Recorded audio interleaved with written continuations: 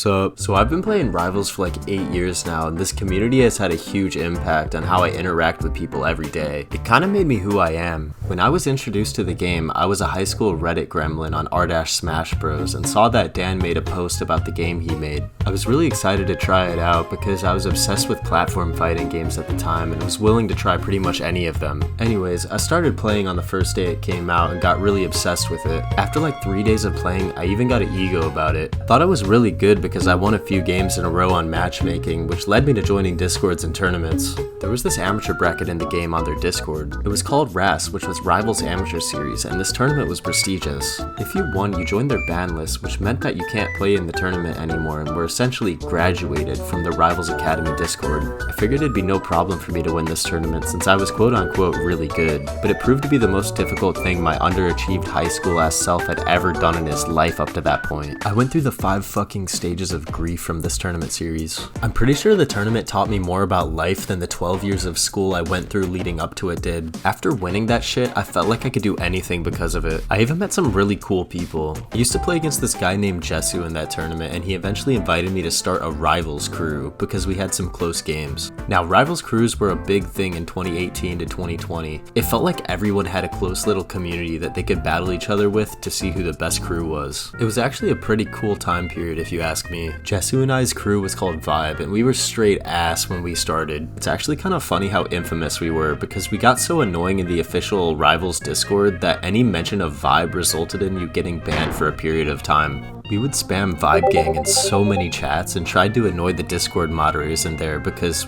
well, they were Discord moderators. As you might be able to tell, we kind of had a lot of time on our hands. Over time though, the Rivals crew thing kind of faded out and it's not quite what it used to be. It's actually kind of funny though, I've known these guys for like 6 to 7 years and our crew still meets up multiple times a year for either camping trips, B&Bs, or tournaments, and a lot of us went on to be top players of this stupid furry game. I gotta say though, this whole experience of competitive gaming kind of led me to learn how to talk to people and explore other hobbies and friend groups. I really do feel like after competitively gaming for so many years, there's been a massive mentality shift in the way I interact with others that I'm not so sure it would have happened if I didn't put myself through these tournaments and competitions. I really feel like most people should go through the experience of putting everything they have into something and then failing, because I think that's where a lot of personal growth comes from. It doesn't really matter which discipline you do it in, just as long as you learn how to fail gracefully and come back stronger. I kind of went on to ignore the greater Rivals of Aether community after a while since I got older and aged out of most of it. I still like to occasionally go to tournaments with my friends a couple times a year, and it's always nice to see everyone and get back into that competition mode once in a while. It just goes to show that you can really make close friends in the most unexpected places, and I'm glad that I decided to get good at this particular furry fighting game as opposed to pretty much anything else. But yeah, if you made it this far, let me know what you think in the comments, maybe like and subscribe and all that shit. Thanks.